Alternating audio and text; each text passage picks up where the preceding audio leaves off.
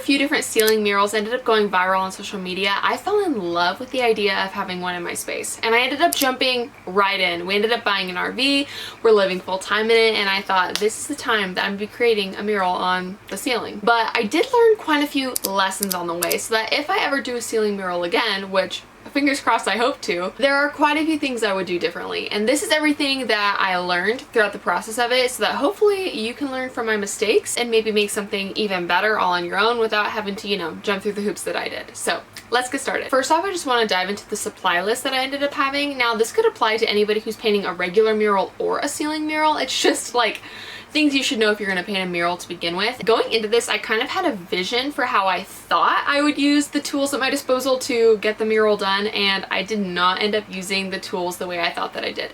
I ended up buying a ton of buckets, I ended up buying a ton of rollers and rolling ones, I bought multiple brushes, and at the end of the day, I didn't end up using hardly any of those things. The reason I bought that many buckets is because I thought, okay, it's going to be nice to have all of these available at once, especially when I'm doing like the base layers of color. That way I can just seamlessly go from one color to the next and not have to worry about it. And that was my same reasoning for the rollers too. If I'm priming colors, then I might as well have all these different rollers for all these different colors of paint.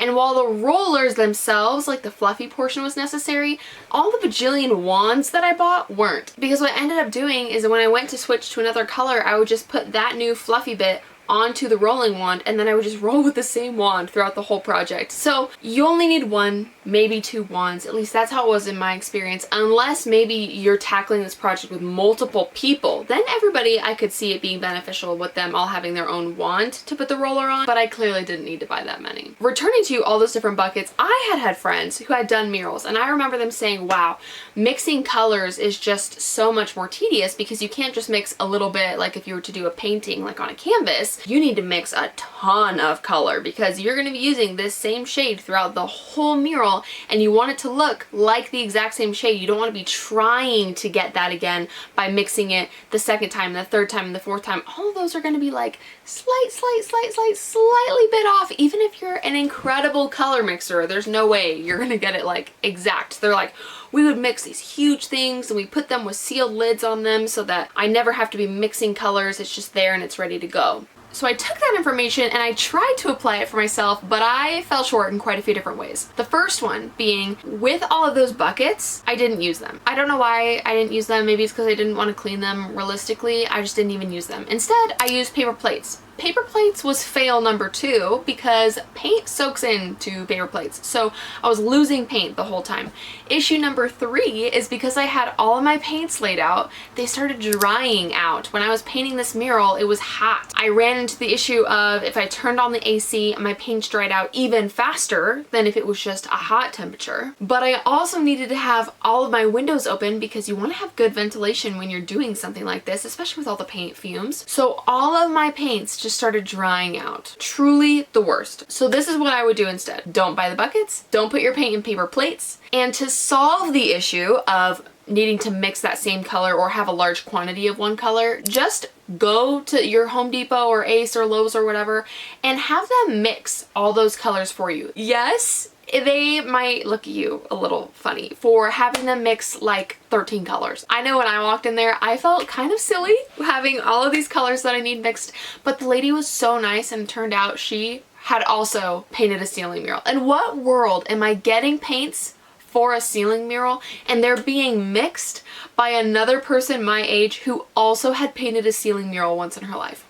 Literally coolest encounter ever. But even if you don't get somebody as cool as mine, it's literally their job. They are paid to mix paint for you. So don't feel bad. Just tell them about the project, strike up a conversation, and then they're gonna be like, wow, this person has the guts to do some pretty cool things in their house. Love it. So now that you've gone to that person, they've mixed all the colors for you. You're not doing mixing, you're not having to think about something to store the paint in because they already come mixed in the little can. And then just directly dip into those. Literally just skip having a plate or a bowl or whatever. Maybe, just maybe, if you need to do blending, put it on like a mixing tray or something, or just mix directly on your wall. Why not? You know, just directly put the paint there and just mix on your canvas, because I think that's just the best way you're gonna go about it. You're gonna have so much less waste. And that brings me to my next section. I ended up buying a lot of paint that I didn't use because it was the wrong wrong color. Your girl had a wonderful idea for a mural. I love it. I'm looking at it right now.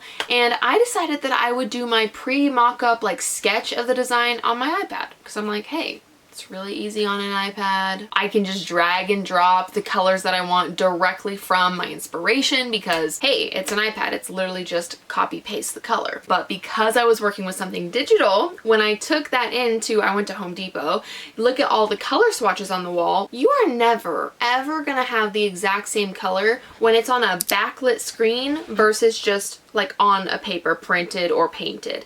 Those colors are never going to be exactly the same. That's why if you ever have a really pretty picture on your computer and you have a backlit screen behind the image and then you print it, the paper isn't going to look the exact same as what you see on your phone color-wise. And I ran into that issue. I just brought my phone along with me to go pick out my colors, and all of my swatches weren't quite right. I ended up priming and then painting a base layer of color before I went in with all of my blending, and I quickly realized that all of my base layers were nothing like what I wanted. They were significantly off. So one, that wasted paint because I had to cover up that color, and then I didn't end up using what was left in the buckets because it wasn't what I wanted. And two, I was wasting time because I was covering up what I put up to make it the color that I actually wanted.